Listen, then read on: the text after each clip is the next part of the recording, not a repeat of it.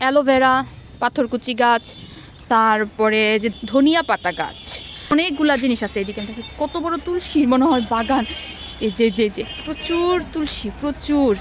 এটা হচ্ছে কসমস ফুল গাছ। আমি যখন এসেছিলাম বাসায় তখন দেখেছিলাম যে গাছটাতে ফুল ফুটেছে, কিন্তু এখন আর নাই। আছে এই যে কসমস ফুল, রোদে ধরি, ভালো লাগবে দেখতে। এই হলো কসমস ফুল গাছ। নয়নতারা, এই যে নয়নতারা, বেশ কিছু নয়নতারা ফুটে রয়েছে গাছে। এই যে ধনিয়া পাতা, বিলাতি ধনিয়া পাতা, দেশি ধনিয়া পাতার একদম বিচি হয়ে গেছে। এই লেবু গাছ, এটা সম্ভবত হলুদ বা আদা কোনো গাছ। এটা হচ্ছে মেহেদি পাতা গাছ, ওই যে ছোটো ছোটো ছোটো ছোটো পাতাগুলো। আর এই দিকে হচ্ছে এই যে পাতিকেন্দা, বাবা নিয়ে আসছে। এটা বাবা রিসেন্টলি লাগাইছে, মানে কালকে সম্ভবত, কাল শুক্রবার গেল, পরশুদিন শুক্রবার গেল, তো সেদিন লাগিয়েছিল এটা। আর এটা হচ্ছে ভোলা গেন্দা, আর একটা এই যে ভোলা গেন্দা।